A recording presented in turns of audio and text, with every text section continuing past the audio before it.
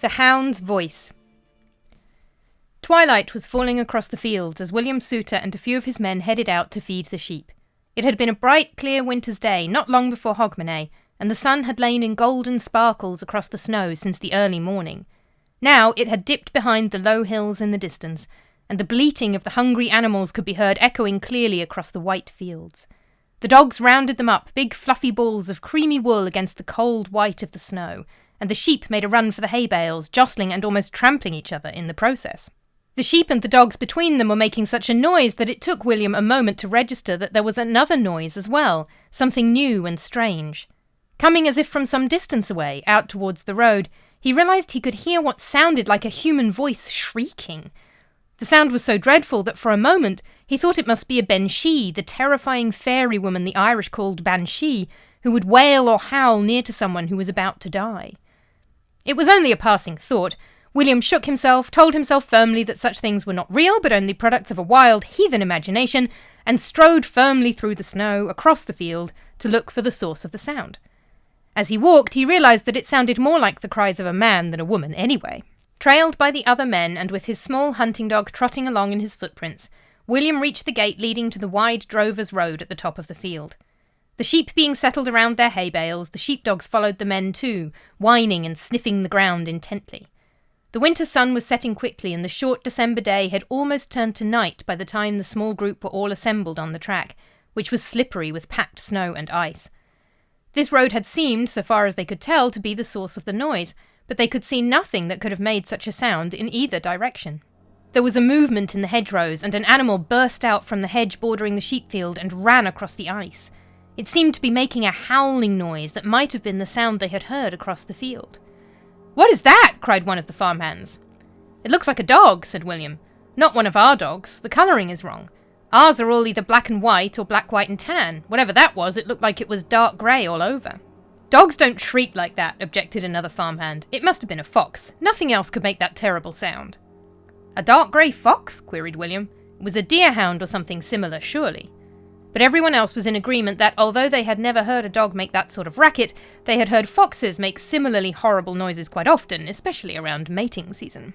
"Very well," said William, giving in to the majority opinion, even though mating season was quite a long way off. "If it is a fox, we do not want it near the sheep. Set the dogs on it." But when he turned around, every single one of the dogs, even his small hunting dog, had turned tail and retreated to the gate. Some were staring at the sheep in the field, and a couple were looking up the road in the other direction, but not one of them could be persuaded to so much as point their nose in the direction of the mysterious animal, never mind chase it. Not knowing quite what to do, and still worried about the sheep, William ventured forward into the road, around the place the animal had disappeared. Suddenly it shot out again from the hedgerow on the other side of the road and ran towards him. William was not quite quick enough to get out of the way, and the animal's rough fur brushed his thigh as it ran past. It did not bite him, nor did it jump up at him or bat at him with its claws. It just ran past him.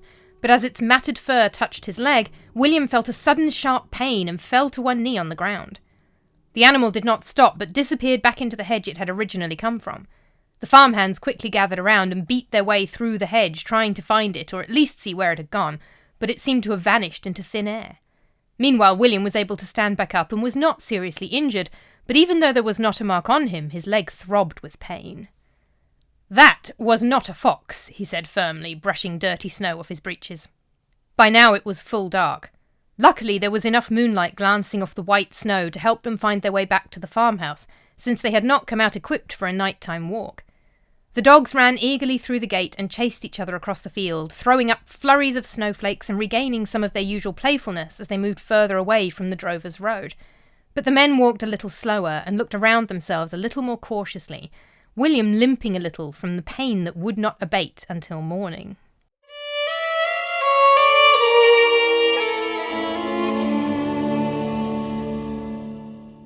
Two years later, William was walking home through another twilight on the drover's road. This particular late November day had been cold without freezing, but dreich, and a dampness still hung in the air, making it even harder to see in the gathering dark.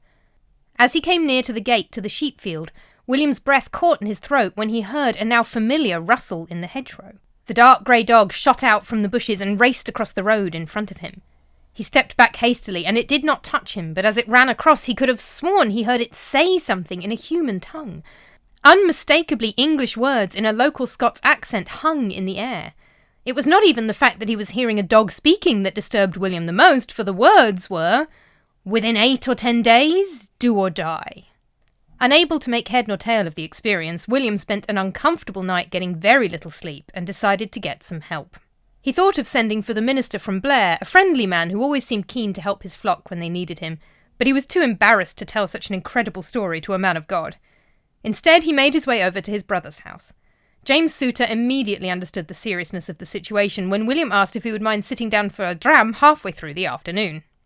There seemed no point in holding back. Every part of the story was as bizarre as the next, so William told it all. "I've seen it 4 times now," he explained.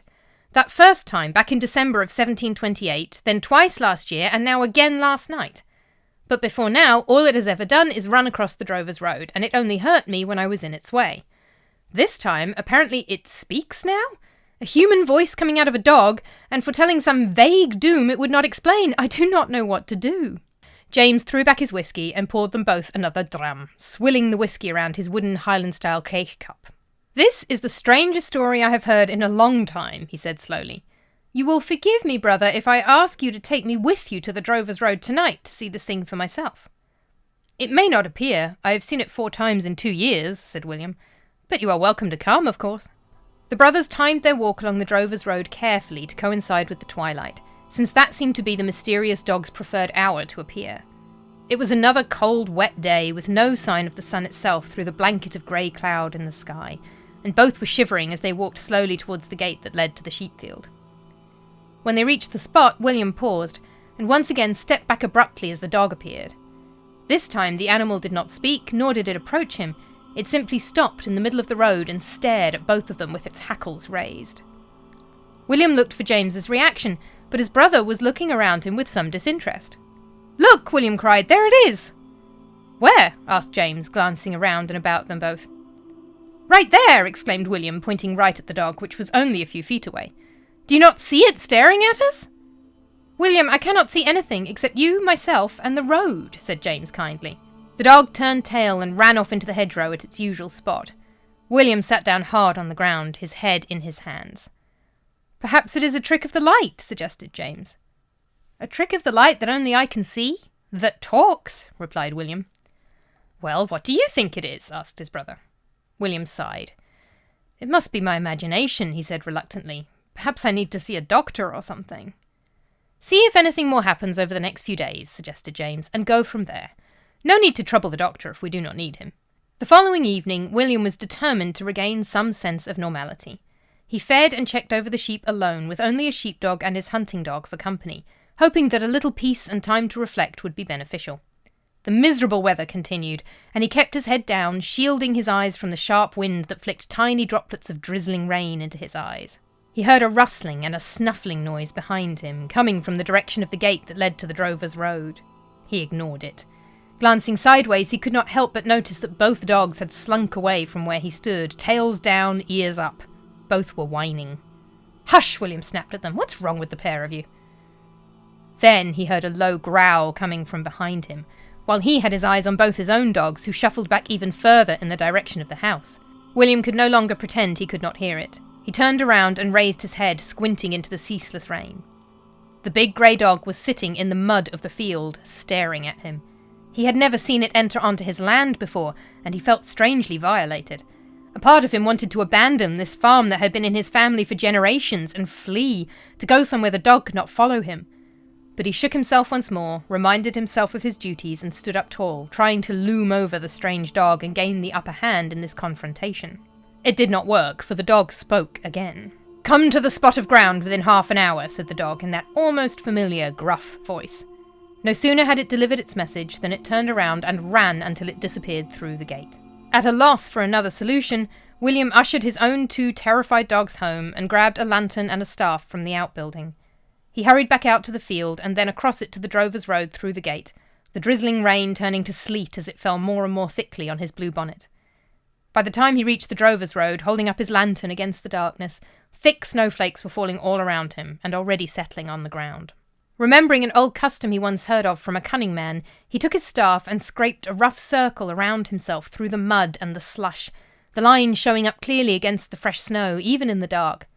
He had barely joined up the two ends of the circle when he heard the big grey dog burst out of the hedgerow once more and come to stand and glare at him from the edge of the line. The lantern light threw deep shadows across and around it, an ugly stain on the white snow. "In the name of God," William said, increasingly convinced it was some kind of demon, "who are you?"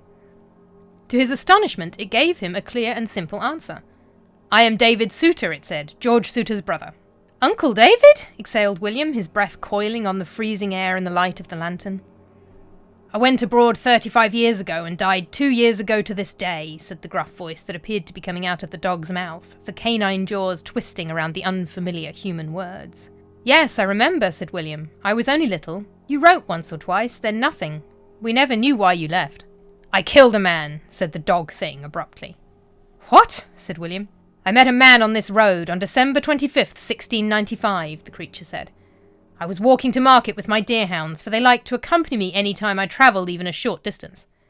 The man was drunk and carrying a basket from which a large loaf was peeking out. Yule bread, as I discovered when my dogs went for it, and the man cried out in horror that they were wrecking the loaf he had so carefully prepared for this day. I asked him where he was going on this fine December morning, when surely there was plenty of work to do while the sun shone, and the days at this time of year are so short.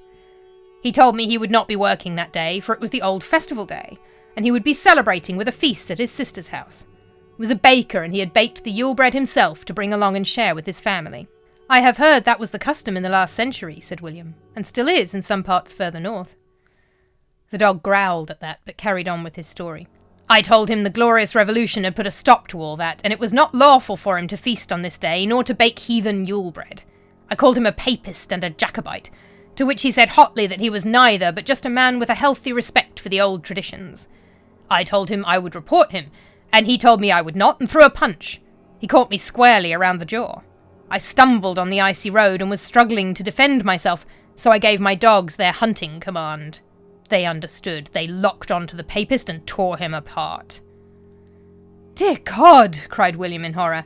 He swallowed hard and tried to compose himself. "I do not believe you," he said shakily. "My uncle was a man, and you are a dog. I do not think you are the spirit of David Sutor at all. I think you are a demon. I would not have given credence to such stories until today, but that seems the more likely explanation to me now." "I killed the papist with a dog," said the creature. "I gave my dogs the command. They would not have attacked him without it. So now I must appear as a dog myself, and speak with the mouth of a dog. And I tell you, nephew, go and bury these bones." "What bones?" demanded William, but at that moment the dog touched the edge of the circle with a paw and leapt back, howling in pain. It ran straight off, back towards the hedgerow where it always disappeared, leaving William trembling in a pool of flickering lantern light.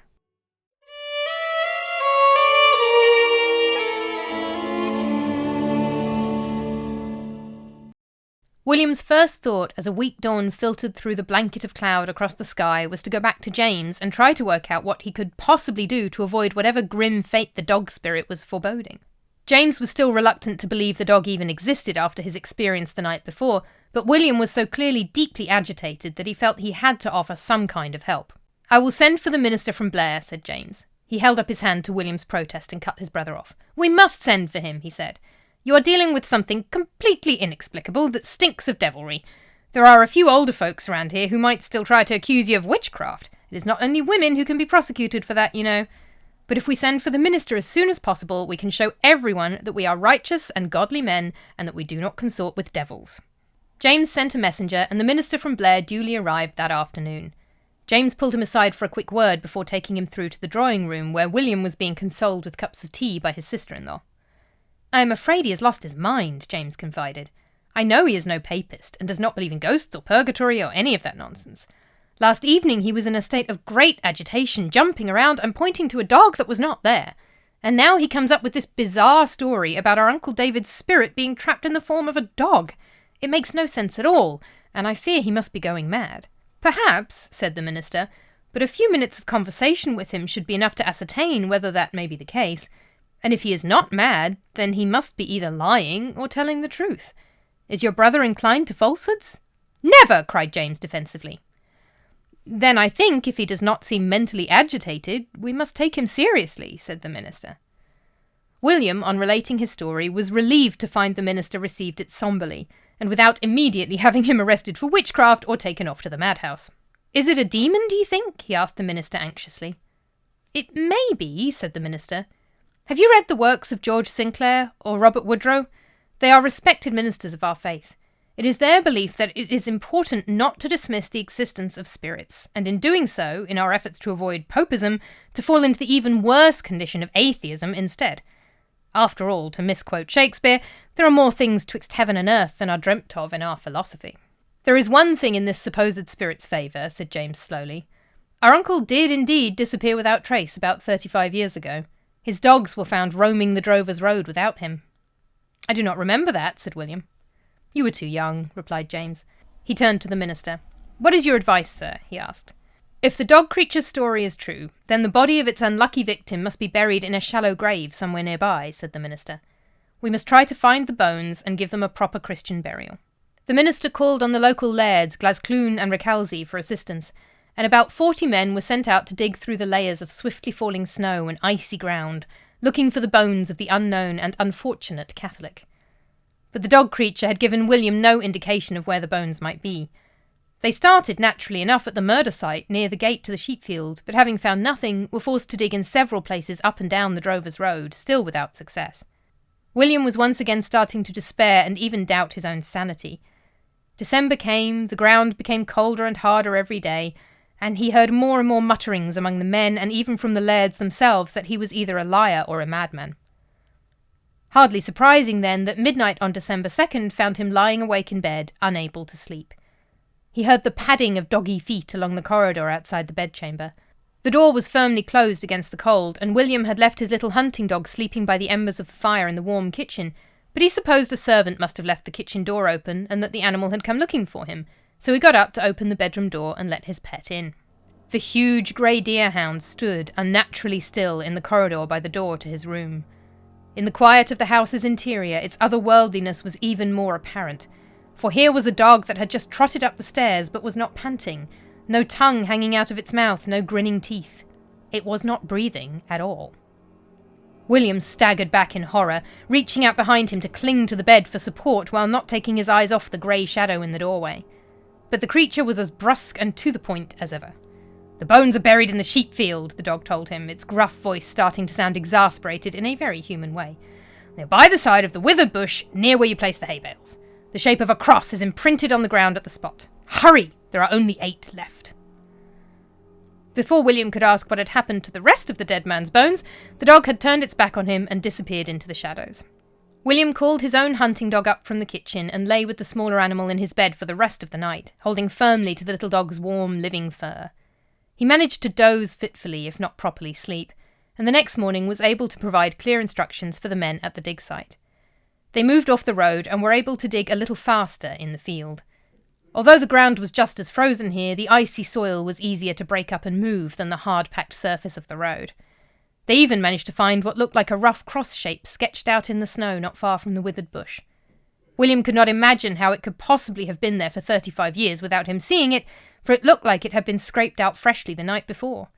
Something stick-like, or perhaps paw-like, had clearly been dragged through the powdery top layer of the snow and scratched away at the icy ground underneath to create the shape in the dark mud of the underlying field. William did not fully understand the weight of the whole experience on him until he heard one of the men cry out, only a short time into their labour, "Bone! I've hit bone!" Even then he could not fully believe the truth of it, for surely this could be an old cow bone or the remnants of an ancient sheep.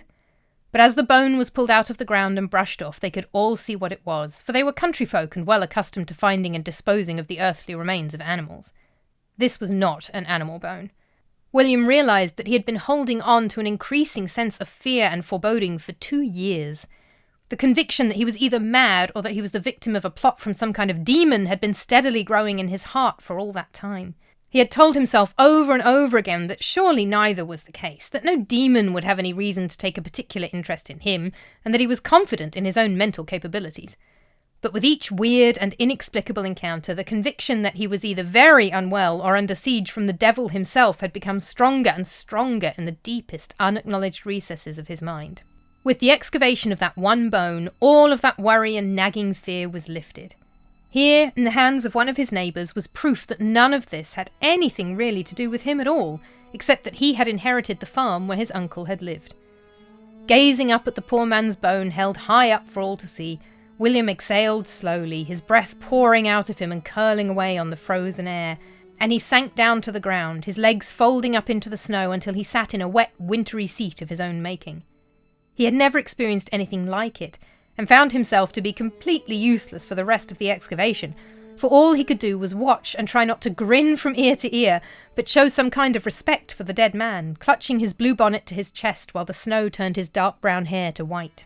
There were indeed 8 human bones buried under the tree, which the minister wrapped carefully in clean linen, his black robe billowing out across the white snow as he too knelt without a care for the cold and the damp. A coffin was standing by, and had been for some days. They were able to place the bones inside almost immediately, and transport them along the Drovers' Road to Blair for burial. "Did not the spirit say the dead man was a Catholic?" inquired James under his breath as he accompanied the minister behind the coffin. "Quite the opposite. The man denied the charge, if you remember your brother's story," said the minister. "The poor wretch died for the love of the old Yule festival alone." They walked thoughtfully for a few more minutes. "Besides," the minister added even more quietly as their feet crunched through another fall of fresh snow, "do you want to go out looking for a Jacobite priest to bury 8 old bones found on your brother's land?" "Not especially," James confessed, as the snowfall obscured the rolling white hills around him from his sight. And so they buried what was left of the unfortunate man in the churchyard at Blair that very evening, surrounded by nearly 100 curious onlookers who had heard the story of the mysterious talking dog over the last few days, and who had seen the procession passing by. And that was the end of that. To William's relief, he never saw the huge grey dog again, nor did he ever purchase a deerhound or any dog with a grey hue for the rest of his life. But he did develop a small, quiet tradition of his own. Every year he raised a cup on the evening of December 25th, in memory of the poor soul who had died for the want of a day of merriment and a loaf of Yule bread. The end.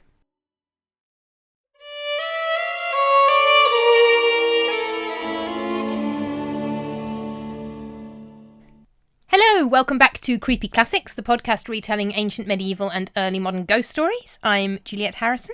We currently have new episodes every 2 months, although I am hoping to go back to every month. More on that later. This is my Christmas episode for this year, and in fact this story has already appeared in written form in my latest book, Creepy Classics Haunting Tales for Winter. This is my latest short story collection. In this one we have 7 short stories and 1 novella. The novella is an expansion of the story I told in 3 parts way back in May of 2020 during the first COVID lockdowns. I told a story from Ebigya Saga and it was a 3-parter, and I expanded that into a short novella for the collection. My previous 2 collections have been from particular periods, ancient Rome and ancient Greece, but this one goes back in time starting in Regency London and then goes back in time through Reformation Scotland in this story, and medieval France, and then King Arthur's court, all the way back to Viking Age Iceland, and it's all themed around Christmas and New Year's. So it's basically a collection of my various Christmas episodes over the years, including this one from this year, and the story of the hauntings at Frother, which I told in May, but actually takes place quite a lot around Christmas and New Year as well. I told that in May because it had a kind of plague element to it, and it was the beginning of the COVID lockdowns. Anyway, so if you've got the book, you will already have read this story. If not, and if you would like a written copy of it, then the book is available from Amazon, Barnes & Noble, Apple, Fable, Kobo, various places, in paperback or ebook. So, obviously, this story takes place in Scotland, and I apologise, I did think of doing it in a Scottish accent. I can do a Scottish accent, but I think I would have to, practice a little bit. I would have to kind of get into it. And I've got a cold at the minute, which is possibly going to turn into flu, because that's going around. My husband's got the flu, and I've got this cough, and my throat's bad, and I thought, you know what? I'm having to concentrate just to make sure that I can tell the story and, keep having to stop to cough and all that. I don't think I can do justice to doing a Scottish accent at the same time as just keeping on top of all of that. So I thought, you know what, I'm just going to do it in my own accent and not try to fake a Scottish one. I could do a Scottish accent, but I think trying to do it without much prep or any practice when I'm not feeling well and my voice is going, I think just wouldn't be a good idea. This is set not in the Scottish Highlands, but in the Lowlands, so most of this area is pretty flat, but there are some low hills, and I've tried to reflect that in the story. This story is a true story. I've had to expand on it, but the basis of it was a true story told in the Gentleman's Magazine in the early 18th century. But several of the place names don't match the usual spellings, or that name has fallen out of use. I've managed to pin down the location as somewhere in Fife, which is the peninsula where St Andrews is located in kind of southeastern Scotland. The general location of Middlemouths only appears in this text, in this story from the Gentleman's Magazine, which is where it says it happens. The text also refers to Drumlochie and Blair and Craighall, possibly Craggyhall near Edinburgh, and all of those kind of circle around that area, so I've set it kind of vaguely in Fife near to Blair.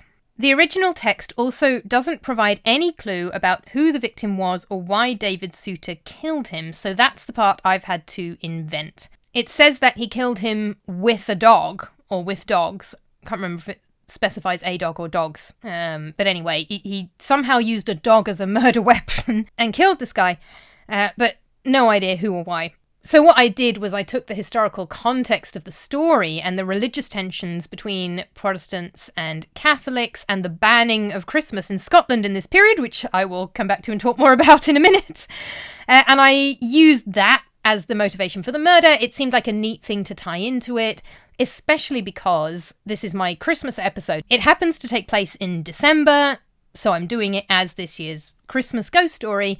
So I thought, okay, well, let's use the banning of Christmas and make that part of the story, and it kind of makes Christmas a stronger theme within the story, rather than it just happening to take place in December. I've also skipped a couple of appearances of the dog and kept all of them at twilight when one of them in the true story was at 10 p.m, just to make the story structure kind of hang together better. I've assumed that the dogs are border collies, which come from a bit further south and are the most popular sheepdogs in Britain.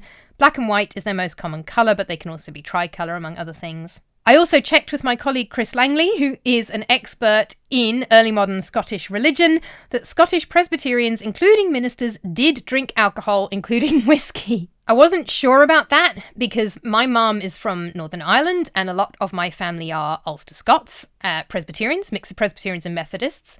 And the Presbyterian side of my family tend not to drink alcohol. They either don't drink it at all or not very much. So I wasn't quite sure about that. But Chris assured me that Scottish Presbyterian ministers in this period would still drink whiskey, or maybe some of them didn't, but it's not unreasonable or inaccurate to have a Presbyterian minister in this period drinking whiskey. The languages spoken in this area at this time would be a mix of English, Scots, and a small minority of Scottish Gaelic speakers. English, obviously, is what I'm speaking right now. Scottish Gaelic is the Celtic language of the Highlands. Scots is a Germanic language that's very similar to English, but not quite the same, and also has elements of Scottish Gaelic in it. It's kind of a mix of the two, but the structure of it is more Germanic, more like English, closer to English. These men are quite well off and clearly middle class. They would be speaking either English or Scots, but I don't speak Scots, so I've plumped for English, and the middle classes would quite likely be speaking English. I have tried to incorporate some Scots words into the story, especially I had to include drich for the miserable rainy weather, which is a favourite among my Ulster Scots relatives. My family basically speaks standard English, but with a few words and phrases of Ulster Scots in there, and there are some words that are the same in Ulster Scots as they are in Scots. So drich is a word that my family genuinely use quite often. A word that I've loved since childhood because it is perfect for describing miserable, grey, damp weather. I was just really happy to be able to get that in there. This story appeared in the Gentleman's Magazine in 1731. The last recorded executions for witchcraft in Scotland were in 1706, and the last trial was in 1727, and the victims were 75% women. So this is happening just after that. My characters are in not too much danger, especially as they are men. But older people would remember the later phases of the Scottish witch hunts, and the witch hunts were far worse in Scotland than England, Wales or Ireland. And in fact, they were particularly bad in the Lowlands. Scotland really suffered with horrendous persecutions in that period of the witch trials in early modern Europe, far more so than the rest of the British Isles. So although this is later than the last trial, and 75% of the victims were women, so men are in less danger, they would need to think about that probably still at this point. It's only 1731, so it's not that much later than the last trial in 1727. This story takes place during the Little Ice Age in Europe, which runs basically through the later medieval and early modern period. There's lots of different definitions of exactly when it starts and finishes, but basically you're looking at cold winters, snow every year, that kind of thing. Unlike now, where we haven't had a decent snowfall since 2020. I had William, my main character, wearing a blue bonnet. This is a type of soft woolen hat that Scottish labourers and farmers would wear. William's quite middle class to be wearing it probably, but it's become very associated with Scottishness.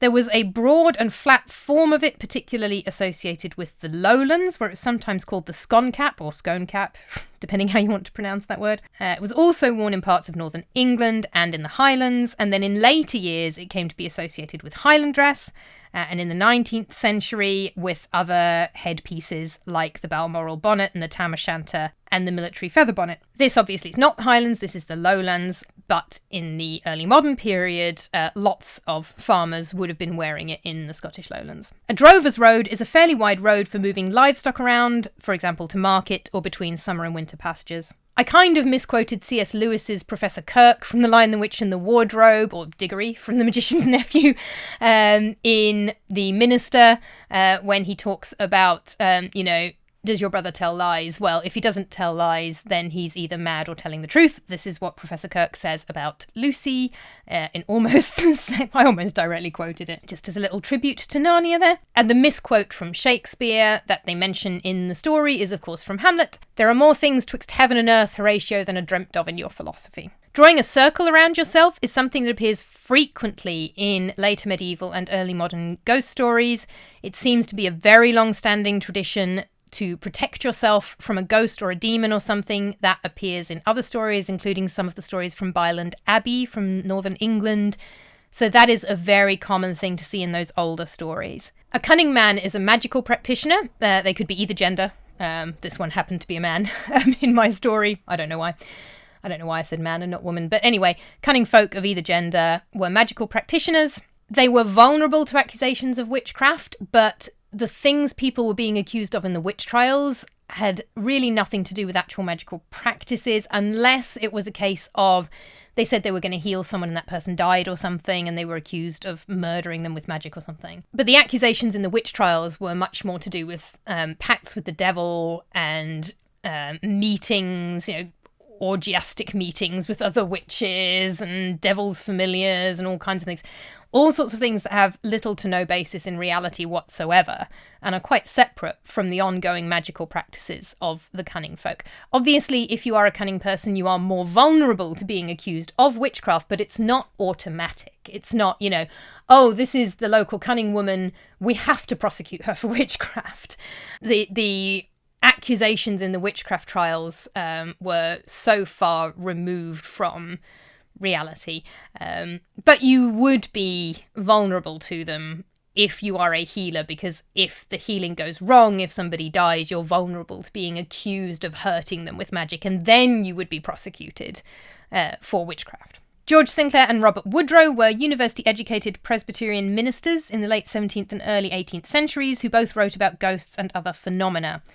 Protestant churches had initially denied the existence of ghosts because they got rid of the doctrine of purgatory, which is a Catholic doctrine where if you're really, really good and you're a saint, you go straight to heaven. If you're really, really bad and evil, you go straight to hell. But most people go to purgatory, where they are tortured for a period of time until they have kind of worked off their sins. And you can pay money to the church if you want to spend less time there, of course. Protestant churches got rid of that idea. Part of the reason for the founding of Protestantism in the first place with Martin Luther and his 9 to 5 Theses is getting rid of corruption like that, of pay us money so you spend less time in purgatory. So they got rid of the idea of purgatory altogether. And so for a while, most Protestants took the view that therefore there are no ghosts, because if you're in heaven, you wouldn't come back as a ghost because it's too nice, and if you're in hell, you're not allowed to leave hell, so there can't be ghosts.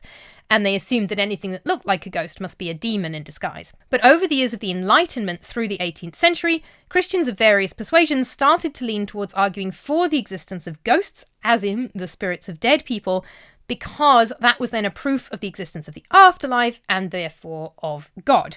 As there's increasing levels of atheism and a lack of religion altogether, they kind of take the view that, okay, anything that supports our view that there is a God and an afterlife and something spiritual beyond, what we can test and prove in this world is therefore something we need to be kind of arguing in favour of, as it were. Now, on that banning of Christmas, when the Kingdom of Scotland broke away from the Roman Catholic Church in the 1560s, it established the Church of Scotland. Unlike the Church of England, which, although it instituted reforms like having services in English, maintained a lot of structures and traditions that were similar to Catholic practices, the Church of Scotland has a predominantly Presbyterian structure. Presbyterianism is a Protestant denomination following Calvinist teachings that is more drastically different in its religious practices from the Catholic Church, particularly in its rejection of heavily ritualised services. As somebody who grew up Catholic and then occasionally went to Presbyterian church with my grandma, I always got quite a shock when grandma took me to church. I was just like, where are the candles and the incense and the prayers and communion, and why are there 4 sermons? It was very weird to me. In 1573, the Kirk Session, which is a local unit of church government, punished a number of people for observing of superstitious days and specifically of Yule Day. Yule Day being Christmas. Yule is the name for the Old Norse pagan festival that was adopted for the Christian festival that replaced it across Scotland, Ireland, Iceland, Norway, Sweden, kind of all that connected area, and is still used interchangeably with Christmas to this day. Because a lot of Christmas traditions, including the name, come from older pagan religions, some Presbyterian congregations believe Christmas should not be celebrated at all because it's pagan. My family do celebrate Christmas, although my grandma did once ask my mum why she wasn't doing her homework on Christmas Day. So, not as into it, maybe, in some cases. In the 1580s, bakers at Perth were questioned for making Yule bread. This is a traditional either bread or oatcake, found with variations in many different parts of Scotland. Basically, it's either a loaf of bread or a large bannock or oatcake made around Christmas and often has a cross symbol cut into it. On my YouTube channel, I made an oatcake version, which is extremely simple and easy to make at home. In the story, I had a baker making it as a loaf of bread. This is also plausible. Basically, traditions vary across Scotland, different times and places. So there were times like the 1580s in Perth where it was a bread made by bakers. There were other times like the 19th and 20th centuries where it had become an oatcake that you could make at home in other parts of Scotland. There's a lot of variation, but some form of Yule bread was part of the Scottish traditional Christmas. In 1640, the Scottish Parliament passed a law banning the Yule vacation and all observation thereof in time coming. This particular law was repealed in 1661, when a parliament repealed all legislation since 1637, but Christmas was banned once again during the Glorious Revolution, when James II and 7th daughter Mary and her Dutch husband William usurped James on the thrones of both England and Scotland in 1689. William and Mary allowed their Scottish allies to remove both bishops and festivals once again from the Kirk, and this time it stuck. Christmas celebrations continued in many parts of the Highlands and Outer Hebrides among Protestants as well as the smaller groups of remaining Catholics, but the Lowlands were more affected. Some Christmas celebrations and traditions, like first footing, which is bringing coal or singing Auld Lang Syne to bring good luck as the first visitor to enter a home on a significant festival day, which is now New Year's Day, shifted to Hogmanay, the celebration of New Year's. Christmas Day eventually became a bank holiday in Scotland in 1958. By that time, it was effectively not banned anymore, but officially Christmas Day was recognised as a holiday in 1958. My source for this story was Gillian Bennett's book, The 100 Best British Ghost Stories, and it was the third of 3 stories about apparitions foretelling death, originally reported in the Gentleman's Magazine in 1731. I also used Ronald Hutton's book Stations of the Sun, Martha McGill's Ghosts in Enlightenment Scotland, Robert McColl Miller's A History of the Scots Language, and F. Marian McNeill's The Scots Kitchen, as well as a National Trust article online about a Georgian house Christmas. Thank you so much for listening to the podcast. I hope you have a lovely Christmas if you celebrate Christmas. I hope you have a lovely holiday if you're having a holiday. And I hope you have a nice couple of weeks if you are still at work, wherever you are in the world, or whatever you do for a living. Creepy Classics will be back in the new year, and I am hoping to go back to once a month. I am dropping to part-time at my main job at Birmingham Newman University. That will now be 2 days a week. And then the other 3 days are going to be, mostly parenting, but in between that, writing and content creation. So the hope is we will be back to episodes once a month instead of once every 2 months from January 2026. We will see how it goes, but I think hopefully that should be manageable. Until then, have a lovely rest of December, and I will see you, metaphorically speaking, in the new year. Creepy Classics was written and performed by Ed Harrisson, music composed and performed by Ed Harrisson, with vocals by Olivia Knops, and it was produced by Ed Harrisson.